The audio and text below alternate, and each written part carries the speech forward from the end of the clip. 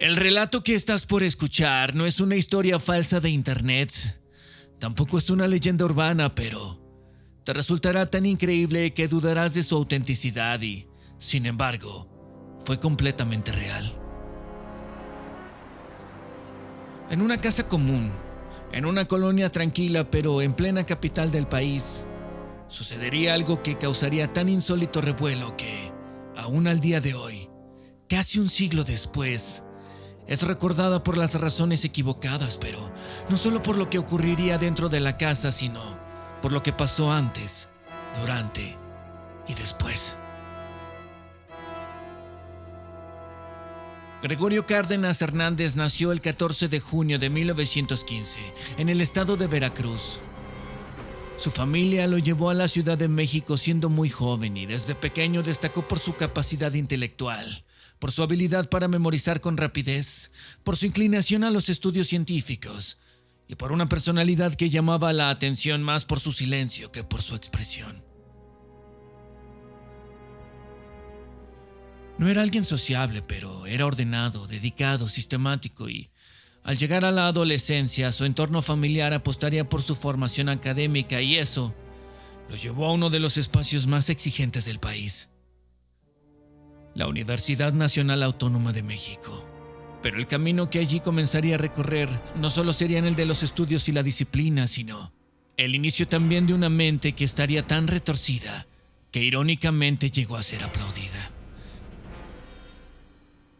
Él ingresó a la Facultad de Ciencias Químicas, una de las más demandantes en aquel momento, y poco después también se inscribiría en la carrera de Derecho, pero para los profesores y autoridades de la UNAM, Gregorio no solo era un estudiante.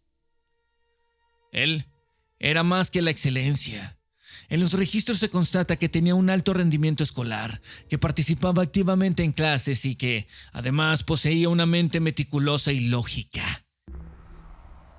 Había recibido una beca que lo ayudaba a sostener sus estudios y la opinión general sobre él era positiva.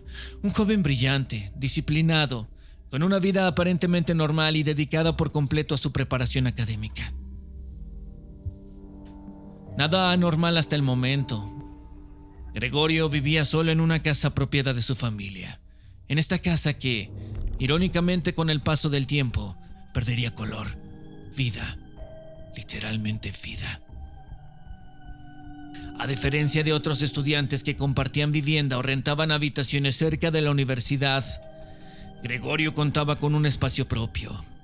Era una persona bastante solitaria y muchos de nosotros sabemos qué es lo que ocurre cuando la soledad y una mente brillante convergen. Pero aún cualquier cosa que te estés imaginando no resulta tan extraño y poco probable como lo que más tarde sucedió. Hasta ese año, Gregorio Cárdenas era, en papel, un estudiante sobresaliente, sin conflictos conocidos, con un expediente limpio y con un futuro aparentemente prometedor en dos carreras distintas. Un genio. En septiembre de 1942, la policía del Distrito Federal iniciaría una investigación que no duraría mucho, pero que cambiaría por completo la imagen de Gregorio Cárdenas. Lo que parecía un muchacho inteligente finalmente generó sospechas, y es que lo que provocó el inicio de esta pesquisa fue la desaparición de una joven de nombre Raquel Martínez de León. Su nombre no estaba en los periódicos y no se había lanzado una alerta pública, no había cámaras, ni redes sociales, ni colectivos que empujaran el caso. Más bien, aquello habría sido una denuncia directa, discreta, presentada por un familiar y, aunque en otras circunstancias pudo haberse ignorado, esta vez no era así. Las autoridades comenzaron a rastrear los últimos lugares donde Raquel había sido vista. Una de las pistas apuntaría directamente a la colonia Tacuba, más precisamente a la casa de un joven estudiante universitario que, hasta ese momento, no tenía ninguna relación con la policía. Gregorio Cárdenas Hernández. Lo que motivó la visita de los agentes fue una sospecha mínima, pero suficiente como para que el 3 de septiembre de 1942 se solicitara una orden de cateo. No era común, pero la obtuvieron, por la razón de la sospecha, y Cuando los oficiales entraron a la propiedad, lo que encontraron enterrado en el jardín trasero habría sido algo que ni ellos, ni el Ministerio Público, ni la sociedad mexicana de ese tiempo estaban preparados para procesar. Dentro de la casa había 4 cuerpos, 4 mujeres, todas jóvenes, todas desaparecidas en fechas cercanas, pero ninguna había sido reportada formalmente por las autoridades hasta ese momento. Las víctimas habrían sido identificadas más tarde como Raquel Martínez de León, Rosa Reyes, Dora Valderas y Graciela Arias.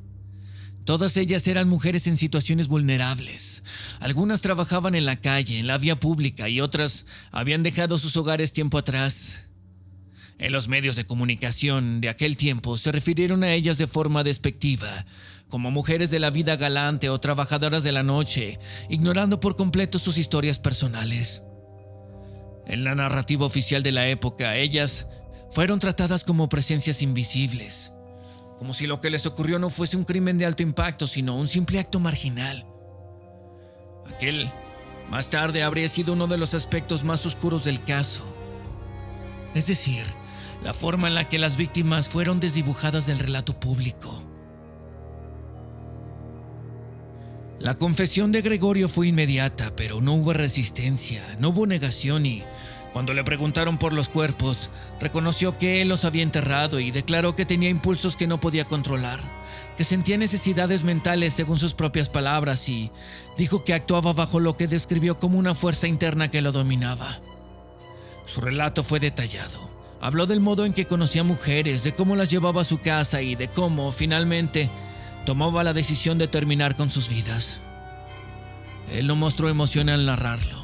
Lo hizo con precisión, sin exaltación, tranquilo, frío, sin arrepentimiento explícito, y esa frialdad fue una de las cosas más desconcertantes para quienes lo interrogaron.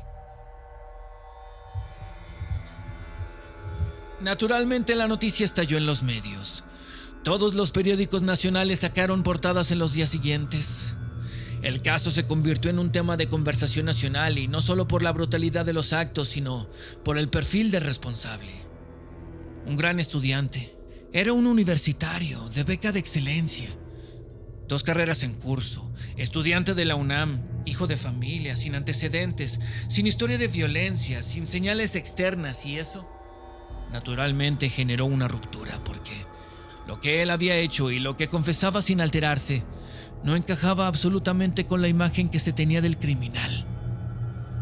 Al menos no del típico.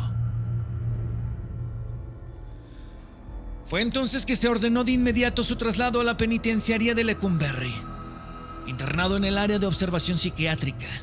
Durante las primeras semanas se realizaron múltiples evaluaciones médicas. El diagnóstico oficial, respaldado por especialistas de la época, fue que Gregorio padecía un trastorno mental grave. Entonces fue declarado inimputable.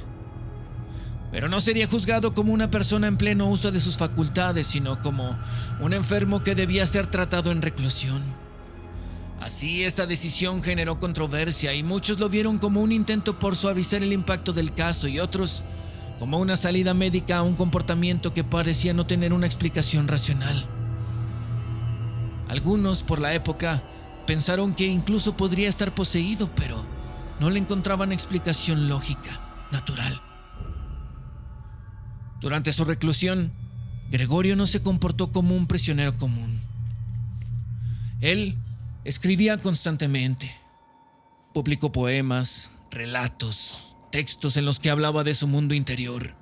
Se comunicaba con periodistas, recibía visitas de académicos y, con el tiempo, fue generando una imagen de intelectual atormentado, una figura pública que empezó a distorsionar la verdadera dimensión del caso. Lecumberri, la legendaria cárcel, fue su lugar de encierro, pero también habría sido el lugar donde comenzó a reinventarse, pero no como un criminal, sino como un individuo rehabilitado. Pero nada de eso borra los hechos, nada.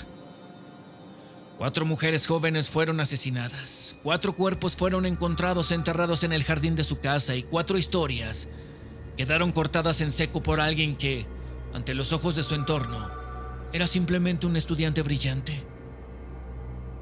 Y aunque eso debiese haber sido el cierre del caso, lo cierto es que no lo fue, porque lo que vino después todavía fue más difícil de entender.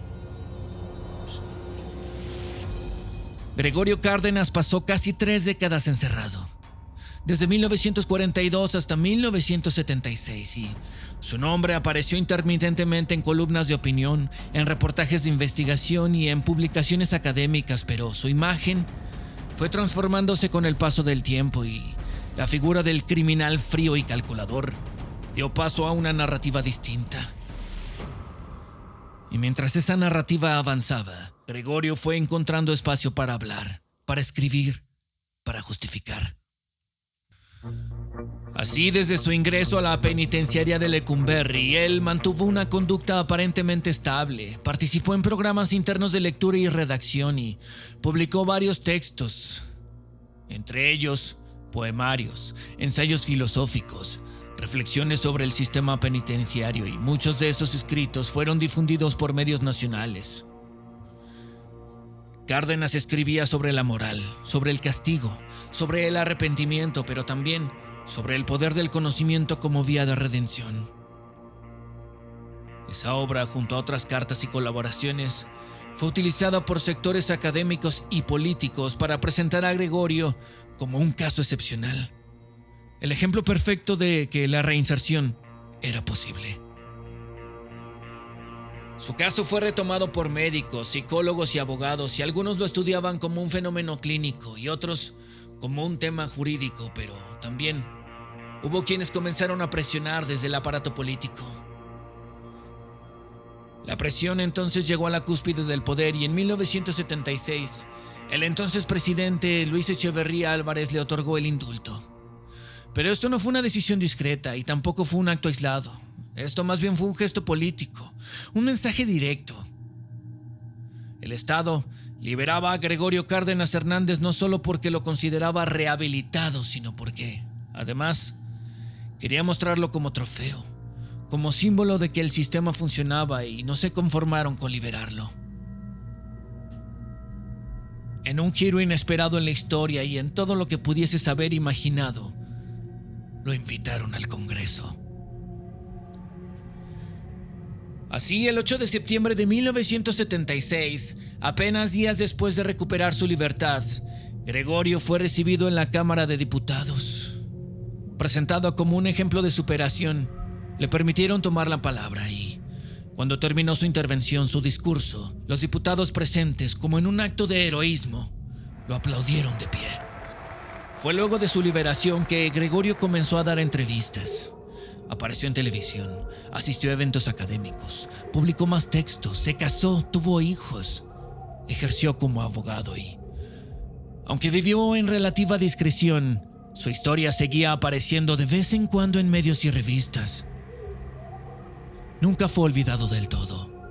La manera en la que el Estado mexicano decidió tratar su caso fue quizá lo que lo hizo recordar aún más, como si fuera una excepción, como si su mente fuera más importante que los cuerpos que dejó atrás. Gregorio finalmente murió el 2 de agosto del año de 1999, a los 84 años de edad. Así, hasta el día de hoy, nadie ha podido explicar cómo fue que un país entero permitió que lo trataran como un símbolo en lugar de como lo que realmente fue, pero estamos hablando de los tiempos en los que si el gobierno decía una cosa, la televisión simplemente acataba la orden. Ahora surge una pregunta. ¿Cuántos casos similares siguieron ocurriendo a través del tiempo? Finalmente, la verdad es todo lo que tú te creas. Yo soy Julián Caballero. El mundo entero y sus historias caben en este pequeño rincón. Gracias por visitarme.